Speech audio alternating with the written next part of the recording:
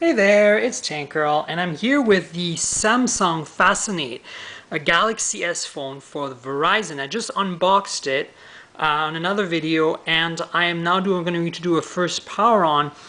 The reason I still have the sticker on the front and back is because I need to do an unboxing with pictures of this phone, and I haven't gotten around to it yet. My schedule is a little tight, so I need to keep it on to take these pictures, but I don't think it's going to impede our ability to enjoy the power on. So again, a quick tour.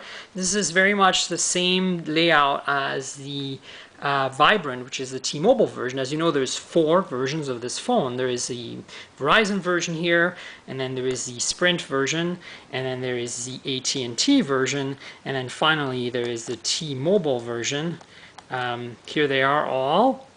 And they're all pretty much the same except for some minor variations. The Epic here from Sprint being the only one with a hardware keyboard and 4G and a bunch of other things.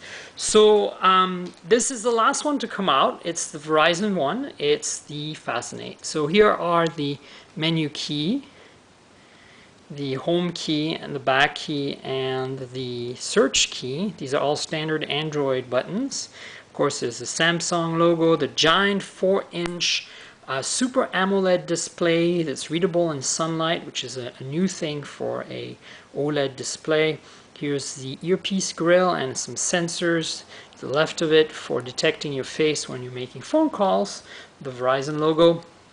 It's basically a big piece of glass in the front, the little metal, thin metal, well, it's plastic, but chrome-ish bezel. On the left-hand side here, we have a lanyard port, the volume up and down rocker, nothing until we hit the bottom here, sorry about that, where we have a little microphone hole and then the battery latch. Then here on the left hand side we really don't have anything, sorry, yeah, it is the left, until we hit the power lock button, which is on the left like all the other Galaxy S's. On top we have standard 3.5mm headphone jack right here. The little CDMA by Qualcomm sticker. And there is a sliding door with a micro USB connector behind it for charging and data. So that's basically the same layout at most of the other Galaxy S phones.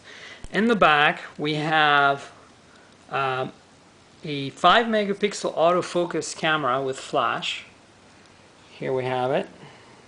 See if I can give you a little bit better view. There's the flash. You can see the lens here. It's the same camera as on all the other Galaxy S's. It does 720p HD video recording and 5-megapixel autofocus. This one does have a flash like the Epic, which is the only other one with a flash. And here we have the little sticker that on the back and the Galaxy S logo. And on the bottom here, we actually have a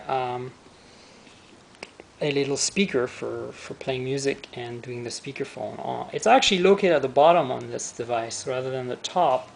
The Vibrant, which is the GSM version of this phone, the speaker is right here instead of being down there. So it's of course there's a SIM card in this and none in here since it's GSM versus CDMA. Same camera, no flash though.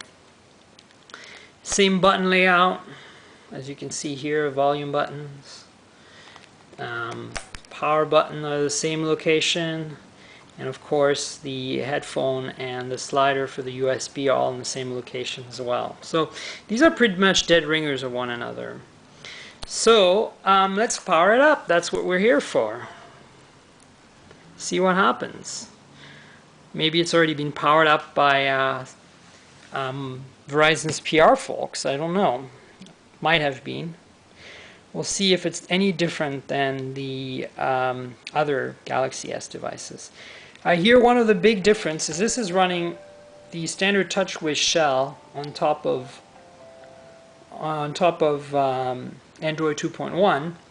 It's a pretty lightweight shell, doesn't get in your way too much. It's not the prettiest shell, but it does the job. So this is the lock screen, it's slightly different. And it does look a little different. This is a very lovely background here. So one of the big changes here is that they made Bing the default search engine, and you can't change it. Is that you're stuck with Bing. You can't use Google or whatever. I mean, there's some hacking involved out here to make it happen. But as you can see, the AMOLED display is absolutely gorgeous. This is just fantastic. And this is nothing really new. I mean, they all have these incredible displays. This is one of the things about the Galaxy S that makes it so incredibly unique. And you know, they're pretty responsive. They're running a Hummingbird 1 gigahertz CPU. It's a fast CPU with accelerated graphics. They all have the same specs essentially. As you can see, there was no drama booting this device up. It basically just came up into default mode with some widgets loaded. One of the other particularities of the TouchWiz UI is instead of scrolling up and down in the app tray, excuse me as I go back here to the app tray. Back to the app tray. Is that they're not scrolling up and down anymore. I have no idea what it's doing here. Setting up visual voicemail, which is not what I wanted. Instead of going up and down, they go left to right, the app tray. And that's kind of like an iPhone, essentially, which is a bit different than standard Android. But you know your standard Android when you touch the menu key and you see the settings. Sorry, that was search.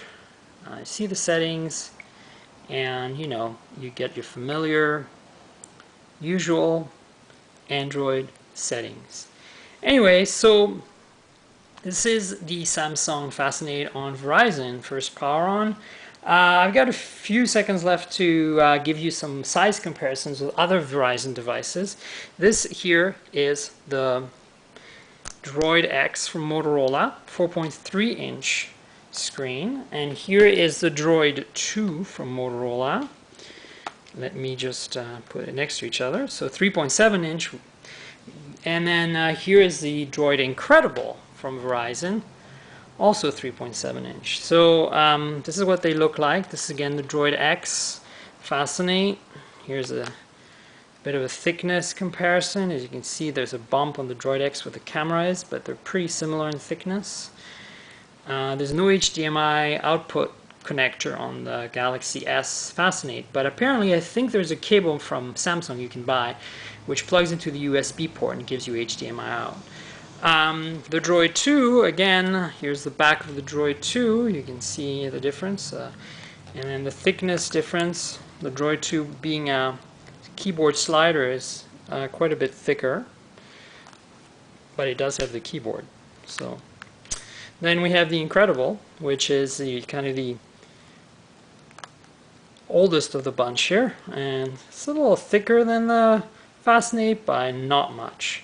Of course, smaller footprint, and the 8 megapixel camera, which is significantly better. It now does HD video recording on the Incredible since the new firmware upgrade to Froyo.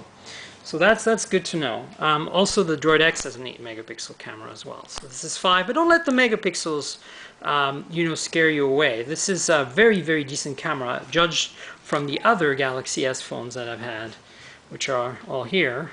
I've tried them all, and the cameras have performed admirably. Despite just being 5 megapixels, HD video recording is smooth as silk, and camera performance is generally very, very good. So don't let the megapixels fool you. I have to say though that the Droid X and the Incredible both have really decent 8 megapixel cameras and also do 720p HD video recording. The Droid X doing it quite nicely. So anyway, this is the Verizon Fascinate Samsung device of the Galaxy S class of Android phones. I will have more info up soon. I have another video of me unboxing this that you can check on my YouTube channel. And you can check my blog. I'm Tankrel. My blog is Tankrel Mobile, tnkgrl.wordpress.com. Take a look, and I'll talk to you soon. Cheers.